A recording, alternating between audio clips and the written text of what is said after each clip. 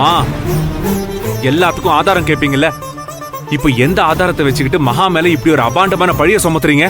டேய், அந்த செயினோட மதிப்பு 15 லட்சம் ரூபாய்க்கு மேல.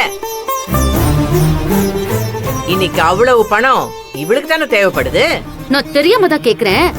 நீங்க பணம் இல்லாம கஷ்டப்படும் போது திருடிட்டு இருந்தீங்களா? மகா, கத்தாதீங்க. உங்களுக்கு மானம் மரியாதை ரோஷம்லாம் இருக்கும்போது எனக்கும் இருக்கு.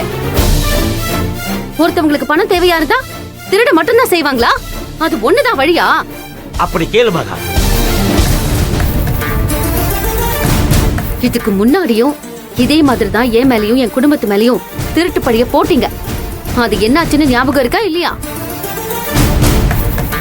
நீங்க பேசுறது நடந்துக்கிறது எதுவுமே நியாயம் இல்லைன்னு இங்க எல்லாருக்குமே தெரியும். இருந்தாலும் கார்மெண்ட்ஸ் காசை தொட மாட்டேன்னு நான் ஒத்துக்கிட்டு தான் ஃபங்க்ஷனுக்கு பணம் ரெடி பண்ணிக்கிட்டு இருக்கேன். ஏன் முன்னாடி ஒரு சவால் விடுறது, நல்லவ மாதிரி பேசிட்டு பின்னாடி போய் வேற வேலை செய்யறதானே உன்னோட பழக்கமே. உங்க குடும்பத்து வழக்கமே அதானே. உங்க அம்மா வளர்த்த லட்சணம் அப்படி. மா, அப்படி என்ன செஞ்சுட்டா மகா? நீங்க ஒவ்வொரு தடவையும் மகா மேல பழிய போட்டுட்டு வாய்க்கு வந்ததை பேசும் போதெல்லாம் பொறுத்துக்கிட்டு பின்னால இந்த குடும்பத்துக்கு நல்லதுதான் செஞ்சிருக்கா. மனசாட்சி இருக்கிறவங்களுக்கு அது புரியும். அப்படியே இருக்கட்டுங்க. நான் மனசாட்சி இல்லாதவ தான். மனசே இல்லாதவளா கூட இருந்துட்டு போறேன். நீ கார்மெண்ட்ஸ் ஆரம்பிக்க என் பிள்ளை வேலையை விட்டுருக்கான். அதுல அவனுக்கும் பங்கு இருக்கு. அதனாலதான் அந்த காசை நீ தொடக்கூடாதுன்னு நான் சொல்றேன். உங்க புள்ள என்ன கேட்டா வேலையை விட்டாரு? நான் ஒன்னும் அவர் வேலையை விட சொல்லலையே. அதே மாதிரி பாத்துக்கிட்டு இருந்த வேலையை விட்டதுனாலதான் 50 லட்சம் ரூபாய் மொத்தமா உங்க கிட்ட கொடுத்தாச்சு. ராஜசேகர் சார் எனக்கு கொடுத்த பணத்தை வச்சுதான் நான் கார்மெண்ட்ஸ் ஆரம்பிச்சிருக்கேன். இதுல யாரும் சொந்தம் எல்லாம் கொண்டாட முடியாது.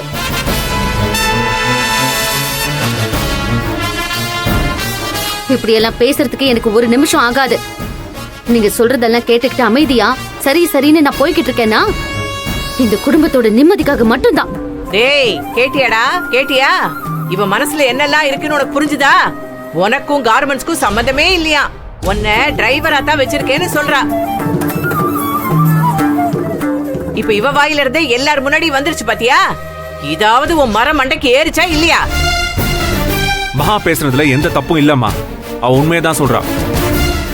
அதுவும் மகா இப்படி பேசுனதுக்கு காரணமே நீங்க தான். மகா மனசை பத்தி உங்க எல்லாரையும் விட எனக்கு நல்லாவே தெரியும். ஏண்டா, சோத்துல உப்பு போட்டுதானடா சாப்பிடுற? உனக்கு ரோஷங்கிறதே கிடையாதா? அப்பனுக்கு புள்ள தப்பாம பிறந்திருக்கேன். அவ சாப்பிடுற அதே சாப்பாட்டதான் நீயும் சாப்பிடுற. எத்தனை தடவை அசிங்கப்பட்டதுக்கு அப்புறமும் மகாவை இப்படி பேசணும்னு உறுத்தல் கொஞ்சம் கூட இல்லையே உனக்கு? திருட்டுத்தனம் செய்யறவங்களுக்கே உறுத்தல் இல்லாம தைரியமா வந்து முன்னாடி நிற்கும் போது எனக்கு எதுக்கு உறுத்தணும்?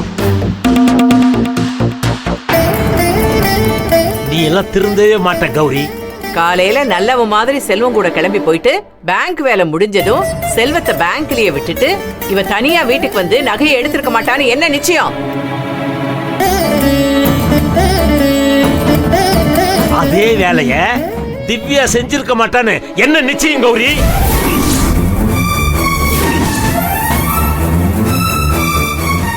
இல்ல வீட்டுக்குள்ளே இருக்கிற வெண்ணிலா செஞ்சிருக்க மாட்டான்னு என்ன நிச்சயம்?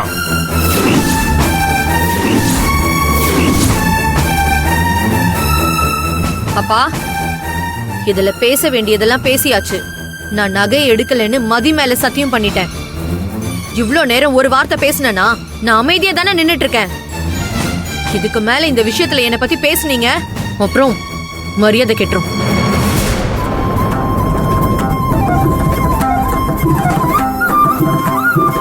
நீ மதி மேல சத்தியம் பண்றதுக்கு முன்னாடியே நீ சொல்றதெல்லாம் நான் நம்பத்தான் செஞ்சேன்.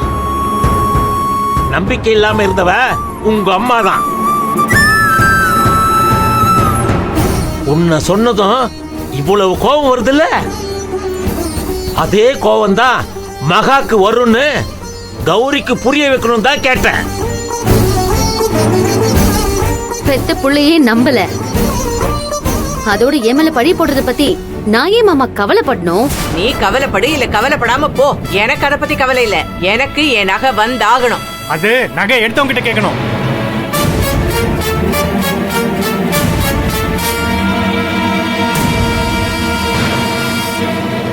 வாடா வா. நீ ஒருத்தன் தான் மிச்சம் இருந்த. இவளுக்கு வக்காலத்து வாங்க நீ வந்துட்டியா? மா நான் இங்க யாருக்கும் வக்காலத்து வாங்க வரல.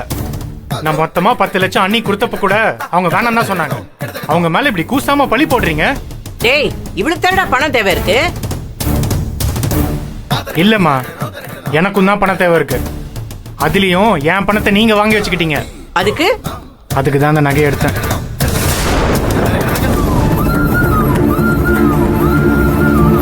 கதிர், கத்தாதீங்கம்மா.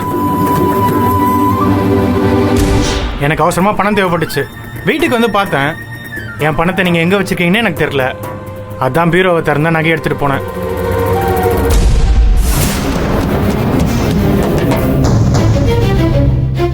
இப்ப என்ன சொல்ற கௌரி? ஏண்டா அண்ணனுக்கு தம்பி நான் தான்னு வீட்லயே திருடுறியா? என் பணம் உங்ககிட்ட இருக்கு, அதுக்கு பதிலா நகை எடுத்தேன். இதுக்கு பேர் திருட்டா என்ன?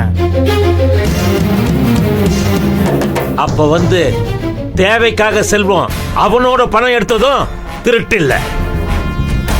இனிமே செல்வத்தை பார்த்து திருடன்னு சொல்லாத.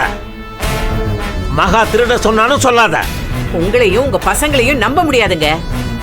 மகாவை காப்பாத்துறதுக்காக இவன் பொய் சொல்றான். நகையை நான் தான் எடுத்தேன். அதை அடகு வச்சு பணம் வாங்கி என் பிசினஸ் தேவைக்கு யூஸ் பண்ணிக்கிட்டேன். நான் சொல்றதை நம்புறதும் நம்பாததும் உங்க இஷ்டம்.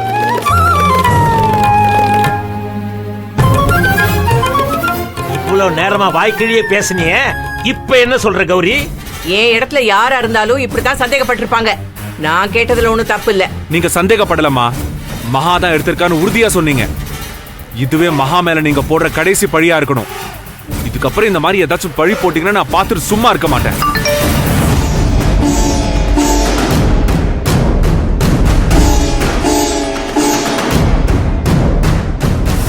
இந்த நகையை உங்க நகைக்கு பதிலா வச்சுக்கோங்க.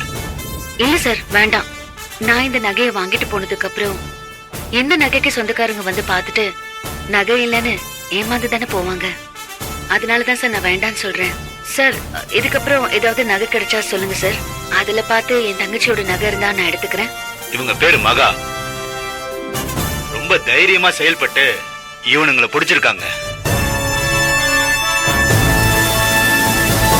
பாருங்க,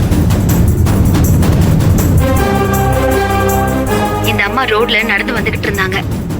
அவங்க செயினை இவங்க அறுக்கும் போதுதான் இவனுங்களை மடக்கி நாங்க பிடிச்சோம்.